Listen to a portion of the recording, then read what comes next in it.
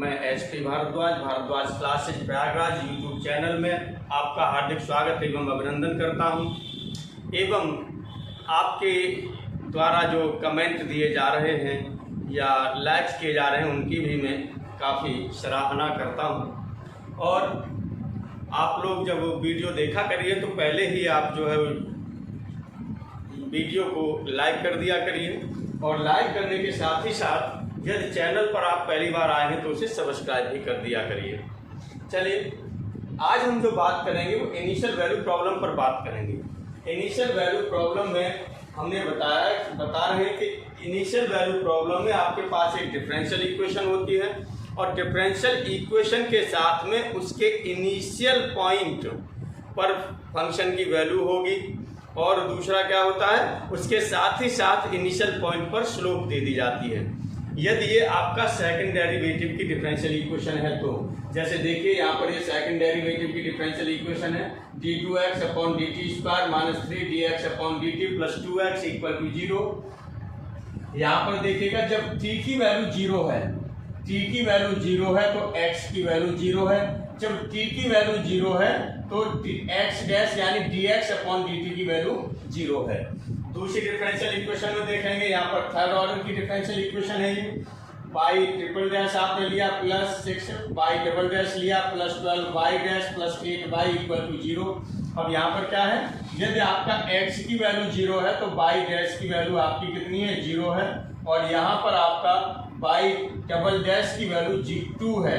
कब, जब x की वैल्यू 0 है। इसका मतलब ये है।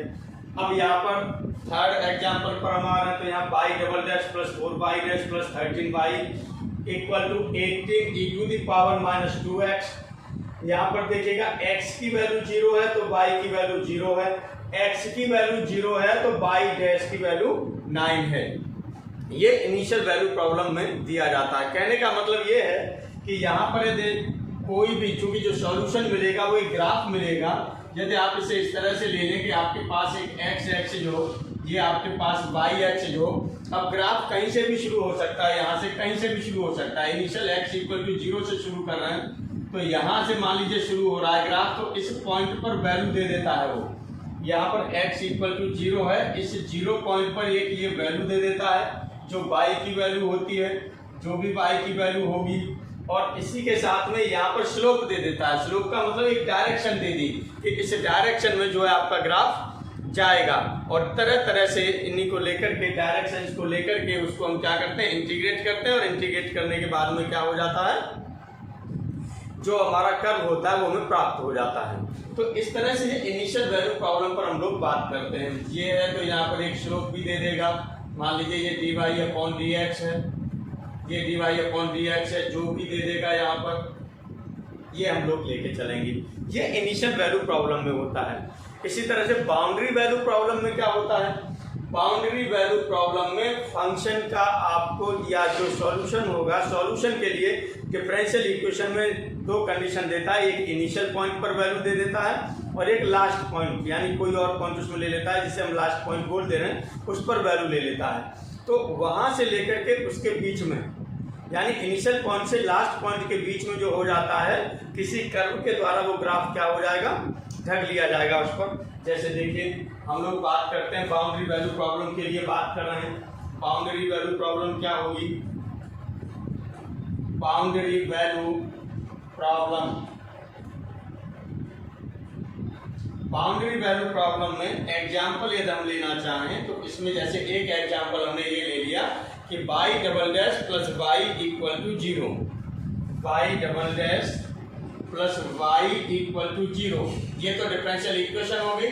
अब इसकी हमें क्या लेनी है, बाउंड्री कंडीशंस लेनी है। तो पहली कंडीशन आपने क्या ले ली, यदि x की वैल्यू 0 है, x की वैल्यू 0 है तो y की वैल्यू 2 है। पहली कंडीशन x की वैल्यू 0 है तो y की वैल्यू 2 है। और दूसरी कंडीशन आपकी यहाँ से क्या होगी, दूसरी कंडीशन ये होगी कि यदि x की वैल्यू π/2 है, x की वैल्यू π/2 है तो y की वैल्यू जो आपकी है वो कितनी है, -2 है, -2 है। ये है। अब इसको यदि हम एक ग्राफ पर, इसे ही ग्राफ पर देखना चाहें तो किस तरह से देख सकते हैं, देखिए इस पर भी हम लोग देख लेते हैं। यहाँ पर यदि हम इसे देखना चाहें तो ये आपने एक एक्स एक्सिस और वाई एक्सिस दोनों ले लिए, एक्स एक्सिस और वाई एक्सिस आपने दोनों ले लिए, और एक्स एक्सिस वाई एक्सिस पर हम इसे ड्रॉ करके देखते हैं। ये एक्स एक्सिस ले लिया, ये वाई एक्सिस ले लिया। अब यहाँ पर आप क्या करते हैं, मान लीजिए x इक्वल टू 0 से शुरू हो रहा है, 0 यहाँ पर है x की वैल्यू, और x की वैल्यू यहाँ पर 0 है। यहाँ पर आपने क्या मान लिया, मान लीजिए x की वैल्यू जो भी होगी a b c या π/2 जो भी है आपका, चलिए ये π/2 ही ले रहा है तो हम यहाँ π/2 ही ले रहे हैं। चलिए π/2 ले लिया। x की वैल्यू 0 पर y की वैल्यू 2 है, चलिए 2 हमने ये ले लिया। और यहाँ पर आपका क्या है, π/2 पर वैल्यू y की वैल्यू कितनी है, -2 है, तो π/2 पर चलिए ये हमने यहाँ पर -2 ले लिया। ये यहाँ पर कितना आ रहा है, नीचे आप देख सकते हैं ये -2 है। तो ग्राफ जो इसके बीच में जा रहा होगा वो इस तरह से ग्राफ जा रहा होगा शायद। जब इस तरह से ग्राफ जा रहा है तो ये देखिएगा, ये एरिया आपका, ये वैल्यू कवर हो रही है, इस पर ये वैल्यू कवर हो रही है। तो इस तरह से जो ये बनता है ये आपकी क्या होती है, बाउंड्री वैल्यू प्रॉब्लम होती है। अब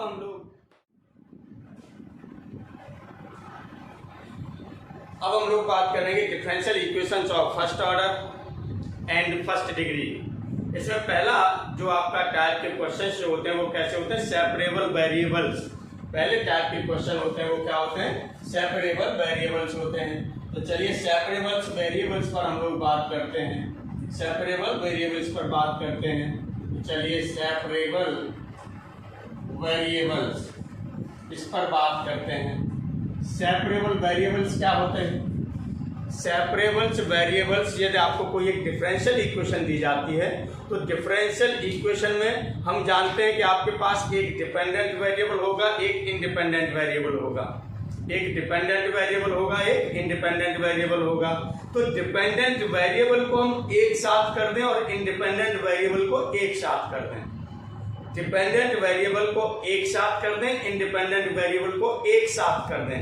या हम कह सकते हैं कि एक साइड में डिपेंडेंट वेरिएबल कर दें और दूसरी साइड में इंडिपेंडेंट वेरिएबल कर दें। तो इस तरह की जो इक्वेशन होगी उसे हम कहा जाएगा सेपरेबल वेरिएबल्स। और इनको सॉल्व करने के लिए क्या होगा, इन्हें इंटीग्रेट कर दिया जाएगा। देखिए बात करते हैं यहाँ पर, तो सेपरेबल वेरिएबल्स में जो डिफरेंशियल इक्वेशन जो दी जाएगी वो किस तरह से दी होगी, ये हम आपको बता रहे हैं। चलिए ये डिफरेंशियल इक्वेशन जो आपको दे दी है वो किस फॉर्म में दी है, ये आपका x हो सकता है, y हो सकता है और dy/dx इसके फॉर्म में होगी इक्वल टू 0, ये फॉर्म में होगी। अब इसे किस में कन्वर्ट कर दिया जाए, यदि इसे हम इस तरह से कन्वर्ट कर देते हैं कि फंक्शन ऑफ y यानी डिपेंडेंट वेरिएबल इधर आ गया और इंडिपेंडेंट वेरिएबल दूसरी साइड में चला जाए, या हम कह सकते हैं कि ये दोनों अलग अलग, यहाँ पर देखिए dy के साथ में फंक्शन ऑफ y हो रहा है, dx के साथ में फंक्शन ऑफ x हो रहा है। यदि इस तरह से हम इसे क्या कर लेते हैं, रिड्यूस कर लेते हैं, तो इसी इक्वेशन को कहा जाता है सेपरेबल वेरिएबल इक्वेशन कहा जाता है। तो यहाँ पर हम क्या करेंगे, इसे सॉल्व करने के लिए यहाँ से इंटीग्रेट करेंगे। यहाँ से हम क्या करते हैं, इसे इंटीग्रेट करते हैं, इंटीग्रेट करते हैं तो यहाँ से ये इंटीग्रेशन आपका हो जाएगा, फंक्शन ऑफ y dy हो गया equal to function of x dx हो जाएगा, प्लस आप क्या करते हैं इसमें कांस्टेंट जोड़ देते हैं। तो यही आपका क्या होगा, जनरल सॉल्यूशन होगा।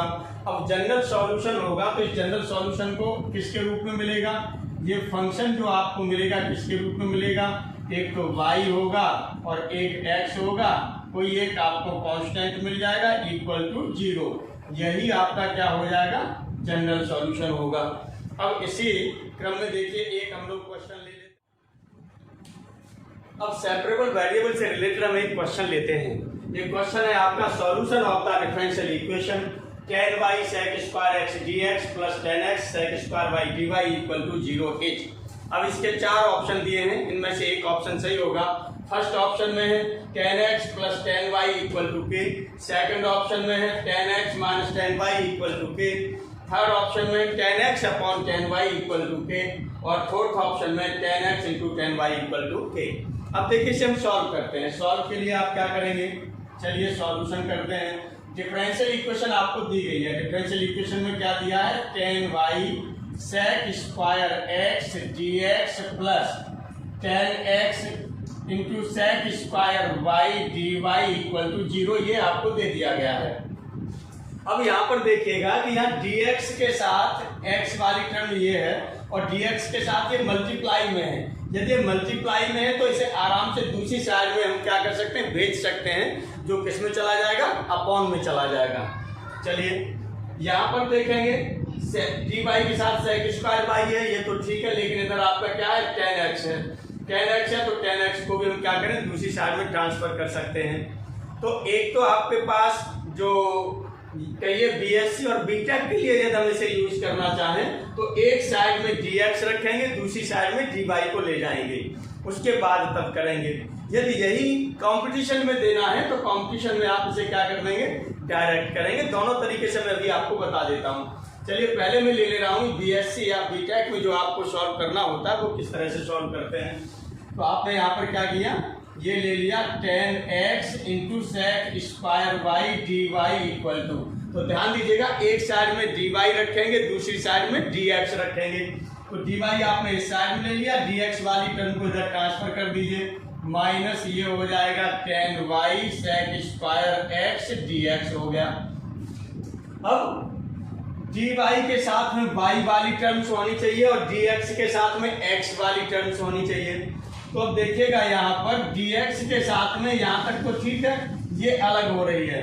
यहाँ dy के साथ में y वाली टर्म है, लेकिन ये x वाली टर्म है। तो इस टर्म को हम क्या करें, इधर ट्रांसफर कर दें और इस टर्म को हम इधर ट्रांसफर कर दें। तो चलिए ट्रांसफर कर दीजिए, तो कितना हो जाएगा यहाँ से, ये हो जाएगा आपका sec square y tan y इधर आ जाएगा, अपॉन हो जाएगा tan y dy equal to, अब ये माइनस है, माइनस लग गया, ये हो जाएगा आपका sec square x upon tan x dx हो गया। ये आपने y वाली टर्म से क्या की, dy के साथ कर दी और x वाली टर्म से आपने dx के साथ कर दी। अब यहाँ पर आपका क्या हो जाएगा, ये सेपरेबल वेरिएबल हो गया, इधर आपका डिपेंडेंट वेरिएबल हो गया, इधर साइड में इंडिपेंडेंट वेरिएबल हो गया। अब हमें क्या करना है, इंटीग्रेट करना है, यही बताया था हमने सेपरेबल वेरिएबल में, इसे इंटीग्रेट करना है। तो आप इसे इंटीग्रेट कर दीजिए। चलिए इंटीग्रेट कर देते हैं हम। जब इंटीग्रेट करते हैं तो हम जानते हैं कि tan y का जो डिफरेंशिएशन होता है वो sec स्क्वायर y होता है, tan x का डिफरेंशिएशन sec स्क्वायर x होता है। तो हम ये जानते हैं कि जब इंटीग्रेट जब हम करते हैं तो यदि हर का डिफरेंशिएशन अंश में होता है, यानी डिनोमिनेटर का डिफरेंशिएशन नोमिनेटर में होता है, तो उसका इंटीग्रेशन हो जाता है लॉग डिनोमिनेटर, यानी लॉग हर हो जाता है। तो यहाँ से आप जब इंटीग्रेट करेंगे तो ये आप लिख देंगे यहाँ से sec स्क्वायर y अपॉन ये हो जाएगा tan y dy हो गया, इक्वल टू माइनस आप इधर ले लीजिए, ये हो जाएगा sec स्क्वायर x अपॉन ये हो जाएगा tan x dx। अब देखिएगा tan y का डिफरेंशिएशन sec स्क्वायर y है, tan x का डिफरेंशिएशन sec स्क्वायर x है, यानी हर का डिफरेंशिएशन अंश में मिल रहा है, हर का डिफरेंशिएशन अंश में मिल रहा है, या डिनोमिनेटर का डिफरेंशिएशन नोमिनेटर में मिल रहा है, ये आप ले सकते हैं। तब यहाँ से क्या हो जाएगा, इसका इंटीग्रेट करते हैं तो इधर कितना हो जाएगा, ये हो जाएगा आपका log tan y, ये हो जाएगा आपका log tan y हो गया, और इक्वल टू यहाँ पर आपका क्या हो जाएगा, ये माइनस है, माइनस तो ये हो जाएगा आपका log tan x हो गया, प्लस अब एक कांस्टेंट भी आपको जोड़ना होगा, वो कांस्टेंट आपका क्या होगा, log c। यदि आधी या आधी से अधिक टर्म्स log की होती हैं तो कांस्टेंट log c लेते हैं। यदि आधी या आधी से अधिक टर्म्स log की होती हैं तो कांस्टेंट log c लेते हैं। यहाँ देखिए दोनों टर्म log की हैं, यानी आधी से अधिक टर्म log की हैं, तो कांस्टेंट आपने क्या ले लिया, log c ले लिया। अब यदि इसे आप इधर ट्रांसफर कर लें इस टर्म को, तो ये हो जाएगा आपका log tan y प्लस, और ये हो जाएगा log tan x equal to हो जाएगा log c। अब हम जानते हैं कि log m plus log n equal to क्या होता है, log m इंटू n होता है। log m plus log n equal to होता है log mn। तो वहां से हम ये करेंगे, कितना हो जाएगा यहाँ से, log m की जगह 10y है और y की जगह n की जगह 10x है, तो ये हो जाएगा log 10x 10y equal to log c। अब यहाँ से क्या करेंगे, एंटी लॉग ले लेंगे, टेकिंग एंटी लॉग, यहाँ से आप एंटी लॉग ले लीजिए, टेकिंग एंटी लॉग, यहाँ से एंटी लॉग ले लेंगे तो आपका कितना हो जाएगा, ये लॉग लॉग दोनों साइड हट जाएगा, तो ये होगा 10x into 10y equal to हो जाएगा c। इस तरह से देखेंगे आपका ऑप्शन कौन सा सही है, फोर्थ ऑप्शन सही है। इस तरह से आप देखेंगे फोर्थ ऑप्शन सही है। अब सपोज कर लीजिएगा कि इसे हमें जब एक कंपटीशन के रूप में करना है, यानी हमें जल्दी एग्जाम, इसको एग्जामिनेशन हॉल में जल्दी से सॉल्व करना है, तब आप क्या करेंगे, तो आपको यहाँ से सीधा सीधा दिखाई दे रहा है कि 10 by sec square x d x plus 10x sec square by d y equal to 0 है। तो डायरेक्ट आपको दिखाई दे रहा है कि यहाँ से 10y हट जाए, यहाँ से 10x हट जाए, तो 10 बाई 10x का डिवाइड कर दीजिए पूरे इक्वेशन में। 10x 10y का डिवाइड करेंगे तो आपको क्या मिलेगा, तो ये मिलेगा आपको sec square x upon 10x होगा, ये dx हो जाएगा, और प्लस ये आपका होगा sec square y upon 10y dy equal to 0। अब इसे आप इंटीग्रेट कर दें, यहाँ से क्या कर दें, इंटीग्रेट कर दें। जब इंटीग्रेट करेंगे तो सीधा सा है, इसका क्या हो जाएगा, इसका होगा log 10x इंटीग्रेशन होगा, प्लस इसका होगा log 10y होगा, और इक्वल टू हो जाएगा log c। log m into n हम लगाते हैं तो ये कितना हो जाएगा, यहाँ से 10x into 10y equal to आपका क्या हो जाएगा, c हो जाएगा। तो इस तरह से देखेंगे ऑप्शन आपका कौन सा हो जाएगा, फोर्थ ऑप्शन सही होगा।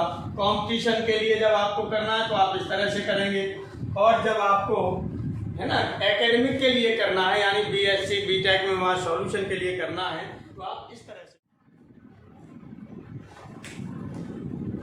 इसी क्रम में हमने दूसरा क्वेश्चन ले लिया, the solution of the differential equation dy upon dx equal to e to the power x minus y plus x square e to the power minus y is. इसके चार ऑप्शन दे दिए आपको, e to the power y equal to e to the power x plus 1 upon 3x cube plus c। Second option दिया है e to the power y equal to e to the power minus x plus 1 upon 3x cube plus c। और third option आपको दिया है e to the power y equal to e to the power x minus 1 upon 3x cube plus c। और चौथा option आपको दिया e to the power y equal to e to the power x plus 1 upon 2x square plus c। चार option आपको दिए, एक option सही है। ये क्वेश्चन आपका बीएससी में भी पूछा जाता है, बीटेक में भी पूछा गया है, और कंपटीशन में टीजीटी पीजीटी में भी पूछा गया क्वेश्चन है। ठीक है, इंपॉर्टेंट क्वेश्चन है। चलिए अब इस पर हम लोग जो बात करते हैं, इसके सॉल्यूशन की बात करते हैं। तो चलिए सॉल्यूशन करते हैं। सॉल्यूशन में आपको क्या, डिफरेंशियल इक्वेशन पहले आप लिख दीजिए। डिफरेंशियल इक्वेशन है आपके पास dy upon dx equal to, जब इसे हम यहाँ ब्रेक करना चाहें तो e to the power x into e to the power minus y लिख सकते हैं। e to the power x into e to the power minus y लिख सकते हैं, plus x square e to the power minus y हो जाएगा।